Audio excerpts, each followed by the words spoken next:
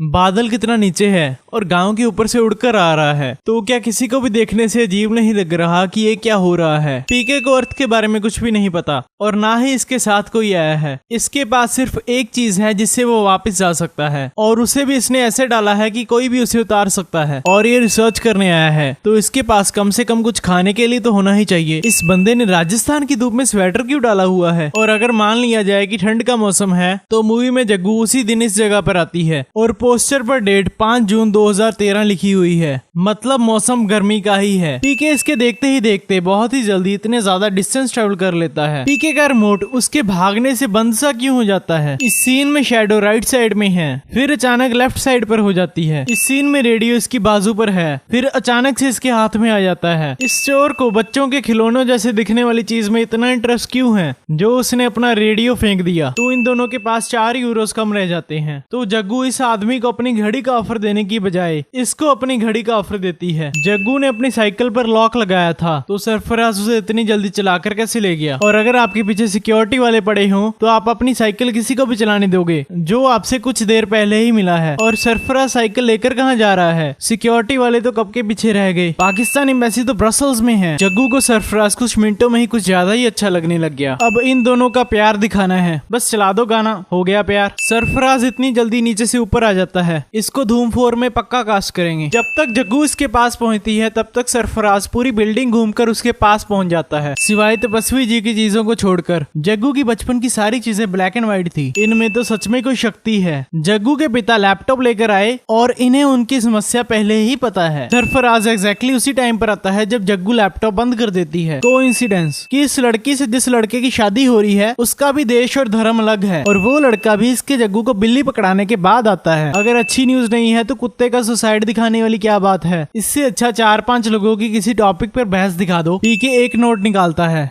और फिर 1 सेकंड में उसके हाथ में बहुत सारे नोट आ जाते हैं। अगर उसके नोट जेब में ही थे तब भी उसे 500 का नोट वहां से निकालने, अपनी जेब से नोट निकालने में 1 सेकंड से तो ज्यादा ही टाइम लगेगा। अगर ये बंदा थप्पड़ नहीं मार सकता तो पेट में मुक्का तो मार ही सकता है। ये बंदा लॉक तो खोल देता है पर उसे बंद नहीं करता। पीके ने तो 500 निकालकर 300 बीच में डाल दिए थे, पर अब तो इतने पैसे बाहर ही पड़े हैं। इस सीन में पुलिस वाला भी नहीं है और दीवार पर भी कुछ नहीं लिखा हुआ, और अगले सीन में पुलिस वाला भी बैठा है और दीवार पर भी लिखा हुआ है ताकि पीके अपनी जग्गू को समझा सके। इस सीन में जग्गू को इतना ज्यादा डरने की क्या जरूरत थी? इसे बिना खोले तो पुलिस वाला इसके पास भी नहीं आ सकता। पीके अपने प्लेनेट के लोगों की मन की बात सुन सकता है पर वो धरती के लोगों की मन की बात नहीं सुन सकता। क्यों? तो वो इतना श्योर कैसे था कि हाथ पकड़ने से वो भाषा ट्रांसफर कर पाएगा? अगर वो मन की बात नहीं सुन सकता तो शायद भाषा भी ना ट्रांसफर कर पाए। वो इतना श्योर कैसे था? इवन कि इसको ये भी पता है कि एग्जैक्टली 6 घंटे लगे भाषा ट्रांसफर करने में। उस वक्त इसके पास कोई घड़ी तो थी नहीं, कुछ तो गड़बड़ है। कार की खिड़की खुली है ताकि पीके कपड़े उठा सके। पीके को पहली बार में ही पता लग गया कि शर्ट के बटन कैसे लगाने हैं और पहननी कैसे है। पीके को पहले रुपए के बारे में कुछ नहीं पता था, तो वो इतने दिन खा पी क्या रहा था? वो अपने साथ भी कुछ नहीं लाया था। पीके को महात्मा गांधी की फोटो समोसे के नीचे से मिली, तो पहले इसने समोसा खरीदा होगा और उसके लिए रुपए लगे होंगे, तो उसे पहले ही पता लग गया होगा कि रुपए के नोट से ही कुछ खरीदा जा सकता है। पीके के कपड़े रोज ही चेंज होते हैं, तो कैसे रोज ही डांसिंग कार मिलती है? पीके डांसिंग कार से अपने पैरों में पहनने के लिए कुछ नहीं उठाता, तो उसके पैरों में अपने आप कुछ ना कुछ कैसे आ जाता है? जब टक्कर लगती है तब वो काफी दूर जाकर गिरता है, पर अगले सीन में अचानक वो जहाँ पर गिरा था वहाँ से आगे पहुँच जाता है। इसके एक बार बोलने से पीके किसी आदमी का हाथ नहीं पकड़ता है, पर इसको अभी इसकी लैंग्वेज समझ नहीं आती है, तो फिर पीके अकेली लड़कियों की तरफ क्यों भाग रहा है? गाने में वो कहते हैं छोरा छोरी फर्क न समझे मारे सब पे छलांग, पर पीके गाने में सिर्फ लड़कियों का ही हाथ पकड़ता है। और गांव के लोग तो कमाल के हैं, सभी लोग यहाँ पर डांस करने के लिए आए हैं। पहले ये बंदा पीके के साथ डांस कर रहा था, तो फिर अचानक ये यहाँ पर कैसे पहुंच गया? पीके को कैसे पता कि भाषा ट्रांसफर करने से बोलने लग जाएगा? इनके प्लेनेट पर तो मन में बात करते हैं, तो इसने ये पहले कभी ट्राई नहीं किया होगा। पीके को भगवान के बारे में कुछ नहीं पता, तो शायद हमें ये मान लेना चाहिए कि इनके प्लेनेट में भगवान के बारे में किसी को कुछ नहीं पता।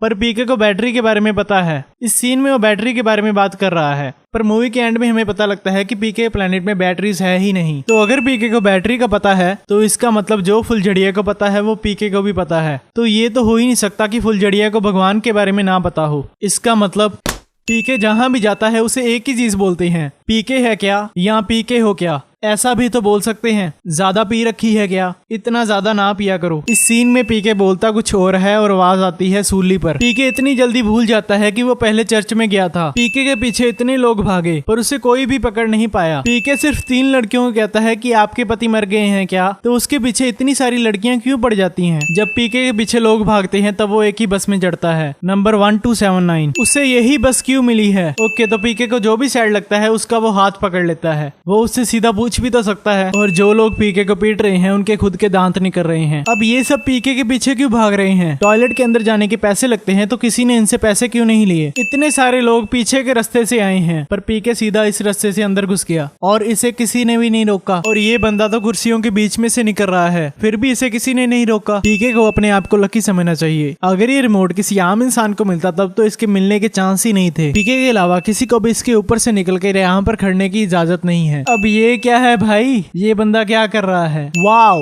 इतने सारे लोग, कुछ लोग तो इंडिया के भी नहीं है। अब पीके बता रहा है कि वो जिसका हाथ पकड़ेगा उसके माइंड में जो चल रहा होगा वो उसे पता लग जाएगा, पर उस वक्त तो ऐसा नहीं हुआ था। तो पीके ये भी चूज कर सकता है कि उसे अपने अंदर क्या क्या ट्रांसफर करना है। ये आदमी पीके और जग्गू के बात करने से पहले जल्दी में निकला था और पीके और जग्गू 40 सेकंड से ऊपर बात करते हैं फिर भी वो आदमी वहां तक ही पहुंचा है। इसके अलावा और क्या रीजन हो सकता है कि जग्गू उसका पीछा कर सके। पीके जग्गू से कहता है कि जब से वो इस प्लेनेट पर आया है सभी ने उससे पैसा लिया है, उसे अभी तक किसी ने भी पैसा नहीं दिया। पर उसने खुद ने तो कहा था कि ब्रिज वाला जेंटलमैन इसके लिए पैसा लेकर खड़ा होता था। असल में तो वो पीके के लिए नहीं खड़ा होता था, पर पीके को तो ऐसा ही लगता था। तो फिर वो जग्गू को भी जेंटलमैन बुलाता है और कहता है कि उसके पैसा देने की वजह से उसने उसे सब कुछ बता दिया। तो क्या इसने उस ब्रिज वाले बंदे को भी सब कुछ बताया होगा। कॉल करने वाला इतना बेवकूफ था कि जग्गू उसे कितनी बार कहती है कि ये रॉन्ग नंबर है, फिर भी वो कॉल करता रहता है। और जब जग्गू उसके साथ मजाक करती है तब वो उसे सीरियस ले लेता है। ये बंदा तपस्वी से कहता है कि मेरी बीवी 6 महीने से पैरालाइज है और डॉक्टरों ने अपने हाथ उठा दिए हैं। और मजे की बात यह है कि तपस्वी भी अपना हाथ उसी वक्त उठा लेता है। मैं तो कुछ नहीं कर सकता भाई। तपस्वी सभी लोगों के सामने उससे इशारा करता है। जग्गू कहती है कि पीके ने एक अहम सवाल उठाया है और पीके कहता है का। लोग सोचेंगे कि जिसने सवाल उठाया है उसे खुद ही नहीं पता कि सवाल है क्या, उसकी पॉकेट में क्या है ये इतनी पास से भी दिखाई नहीं दे रहा। और तपस्वी को इतनी दूर से शक हो जाता है कि उसकी पॉकेट में सिगरेट है। इस बंदे में सही में पावर्स हैं। अगर पीके इन सभी लोगों को अलग कपड़ों में लेकर आया है और उनका धर्म पूछ रहा है तो ऑब्वियसली उसका कोई प्लान तो होगा। मगर इस बार तपस्वी जी की पावर्स काम नहीं करती और इन्होंने पीके को इस बार अंदर ही क्यों आने दिया। जब पीके इसे पगड़ी उतारने के लिए कहता है तभी अपना हाथ पहले ही पगड़ी पर लेकर जा चुका होता है। तो क्या इस सब की इन्होंने पहले प्रैक्टिस की थी। पीके की बॉडी पर से निशान कहाँ पर गए। अब बाहर निकालने का क्या फायदा, अब जो उसने कहना था वो तो कह दिया। ये तो पहले करना चाहिए था। जग्गू को ये नहीं पता कि पीके असल में बताना क्या चाहता है, पर फिर भी वो कहती है कि अगर इसकी बात बकवास निकली तो ये शो बंद कर देगी। वाओ।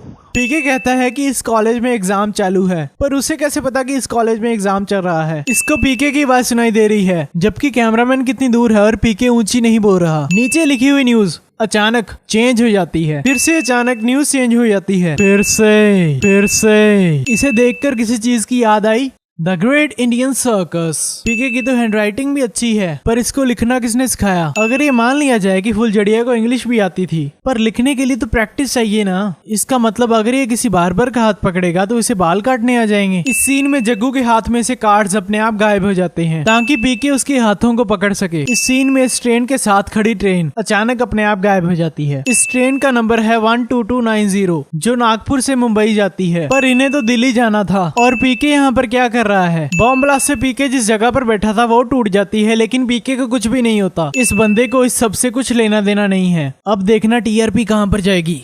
या इस सीन में तपस्वी जी कहते हैं कि आप मैरिज रजिस्ट्रार के ऑफिस में गई थी, पर जग्गू तो चर्च में गई थी। पाकिस्तान एम्बेसी संडे को बंद होती है, तो ये सीन पॉसिबल ही नहीं था। पाकिस्तान की एम्बेसी के सारे लोग अपना काम छोड़कर इसके पास आकर खड़े हो गए। हाँ, 2-4 लोग और आ जाओ। कई लोग तो काफी पीछे से आ रहे हैं। ये शो शाम के 6 बजे शूट करना शुरू किया गया था और अब शो खत्म होने वाला है। तो अभी भी इनके घर के बाहर इतनी रोशनी क्यों है। और अगर ये शो रिकॉर्डेड है तो जग्गू की मॉम उसी टाइम पर ये शो कैसे देख रही है। सरफराज जग्गू से सही में बहुत प्यार करता था, अभी तक वही कपड़े डाले हैं। चलो कपड़ों का तो छोड़ो, अभी तक पेन भी वहीं पर लगा हुआ है। पीके ने ये रिकॉर्ड कब किया। उस वक्त तो वो सोकर उठा था और उसे जग्गू से प्यार का एहसास भी इस सीन के बाद ही हुआ था। और बाकी सब भी इसने बिना रिकॉर्ड बटन दबाए रिकॉर्ड कर लिया। जग्गू की वॉइस इतनी क्लियर कैसे है। जग्गू इन्हें बिना कवर के उठाती है और और रखती इन्हें कवर के साथ है। इस कार्ड को तो पीके ने स्टेशन पर अच्छे से मरोड़ दिया था, तो ये अभी तक सही कैसे है? इस स्पेसशिप को रिमोट से दिल्ली के किसी खाली एरिया में भी बुलाया जा सकता था। आखिरकार पीके भी झूठ बोलना सीख ही गया। इस बात की खुशी है कि हमने पीके को कुछ अच्छा सिखा के भेजा। ये पिक किसने ली? उस वक्त जग्गू के हाथ में कैमरा तो था नहीं। जग्गू बताती है कि पीके 400 करोड़ मील दूर चला गया, पर उसे कैसे पता कि उसका प्लेनेट यहाँ से कितनी दूर है? लगता है पीके के प्लेनेट में भी रेडबुल मिलती है, तभी तो स्पेसशिप इतने बढ़िया तरीके से उड़ रही है। हमें भी इनसे रेडबुल का सही इस्तेमाल करना सीखना चाहिए। पीके सभी को बोलकर क्यों इंस्ट्रक्शंस दे रहा है? उसने खुद ने तो कहा था कि हम तो मन की बात भी सुन सकते हैं। पीके सभी को अपना रिमोट छुपाने के लिए कहता है, पर उसने खुद रिमोट गले में ही डाला हुआ है। पीके कह रहा है कि हम उतरते ही डांसिंग कार से कपड़े चुराएंगे, पर इसे इतने सारे डांसिंग कार्स मिलेंगे कहाँ से? पीके फिर से इंडिया ही क्यों आया? इस बार कोई और कंट्री घूम ले।